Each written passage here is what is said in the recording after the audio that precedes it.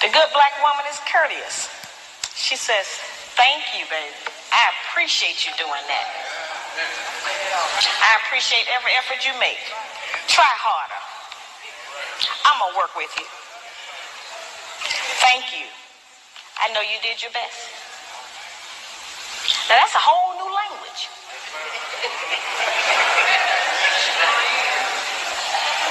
But just to say that during the course of the day, every day, with the man that you're trying to be with or want to be with, will make our life easier. We can't get it if we don't give it. We keep wanting them to give us and do something for us that we refuse to do and give to them. It don't work like that. The good black woman has self-respect. She don't have to go out naked just to get the attention of a man.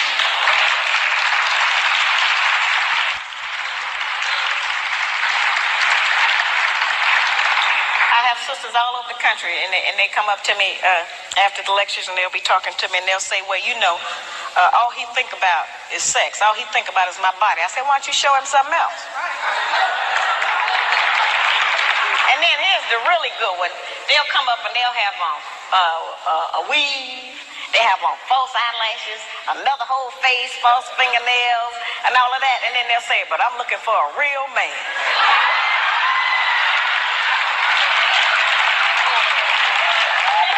It's real deep.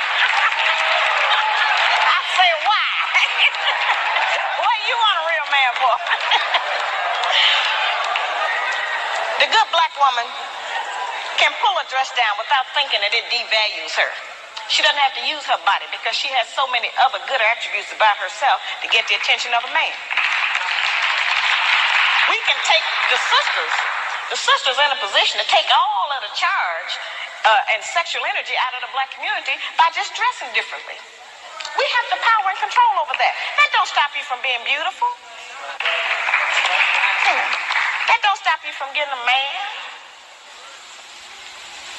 And it certainly puts things on the right perspective so some other judgments can be made other than physical. It don't take no knowledge, wisdom, and understanding to have a sexual reaction.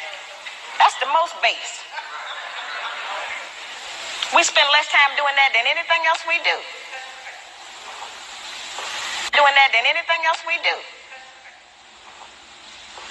So, you know, that doesn't always have to be the forefront issue. We know we are capable of that.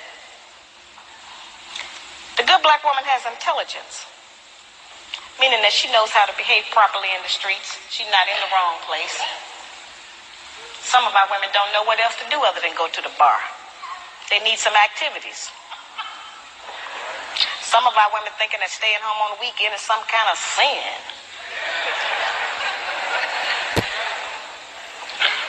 Some of our women think that if they don't have a new outfit to wear every day, that they're going to self-destruct. You know, we have a lot of just that kind of nonsense going. Every time we buy new outfits and clothes or whatever, all we're doing is sending money out of our community. We don't own no clothing stores. If the white man closed the shoe factory, we'd all be here barefooted tonight. We don't own no shoe factories. You know, very base things that we don't own, that we put our money into and demand we have to have them. A lot of times our men look at us and know that he ain't never going to be able to make enough money to give us all of the things we say we want. And don't no man want to be with no woman who he constantly got to deny her the things that she says she wants. And that represents failure to him, to have to always, you know, not be able to provide us with what we ask for.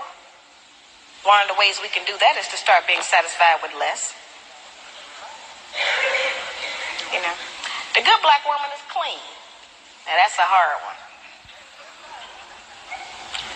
The good black woman try to keep the house clean.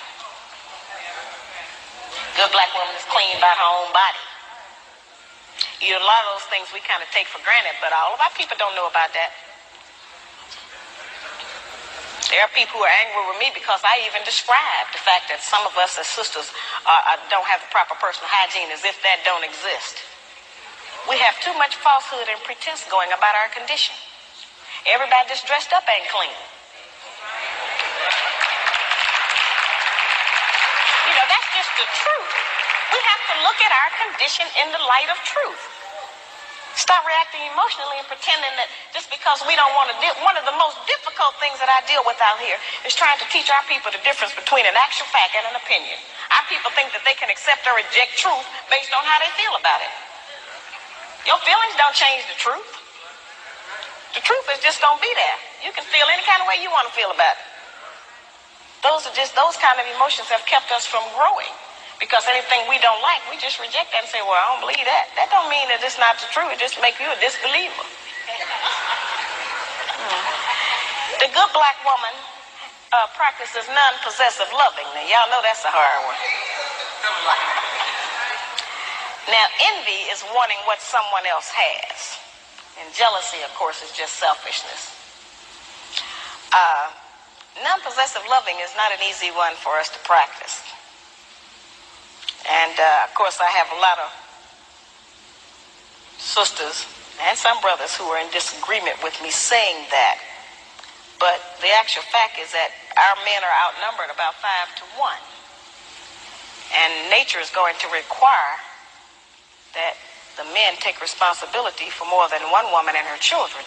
Most of our men have children by more than one woman anyway. So I don't know why that was such a surprise, allegedly, when I said that. The black man has not been waiting on me to tell him he could have more than one woman. You know, I'm in agreement with the rest of y'all. I don't think he should do that, but I feel like you did. There are some things perhaps about the nature of our man that we have been given some definitions about that are not true. There are some things he can do that we call him a dog. We do not have the same capabilities as a man. I am not talking about fornication and adultery. That's something else.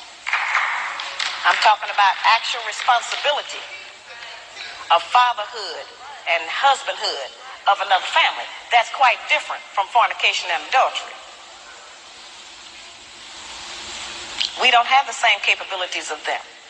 That's right. A man can have 2 homes, 2 sets of in-laws. He can eat dinner at 2 houses, 2 sets of children, 2 garages, 2 separate sets of friends attached to that woman. He can have all of that. We can't do that. We can't cook dinner at 2 houses. We can't sleep with one man 4 nights a week and another one 3. Ain't no man gonna agree with that. We can't have one set of children we leave in one place and go and stay in another place and take care of another set. It doesn't work for us. Now that does not mean that we can't have sex with more than one man.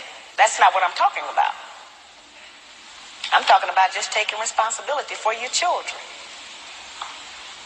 Now certainly every man can't take financial responsibility for all of his children. He can do something. But a man who is spending time with a child is going to do something for it. Because then they'll find out what we have since we've been taking care of them by ourselves. You don't like to always say, no, I can't do it. No, I ain't got it. So the children will make you get it up. You spend some time with it. You know, that's an important thing. The effectiveness of the principles that I just described, their usefulness has not diminished just because modern opinion has changed about them. There is not a black man in this room who does not still enjoy it if his woman bake him a cake. Well, our young daughters are being raised and taught that that's old style and that's out of fashion.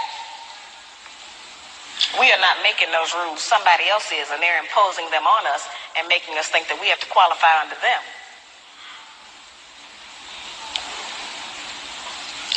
I tell the brothers, just like I tell the sisters, if you have a woman that you've been working with for months or years, and you can't get that woman to get in agreement with your program, then get rid of her and get another one. And I tell the sisters the same thing. If you're with a man you can't agree with, don't make his life miserable. Get with a man you can agree with. But we spend too much time living in hell with each other. We spend too much time tearing each other down, trying to make the other person do different or function different. If you want somebody to change, first change yourself.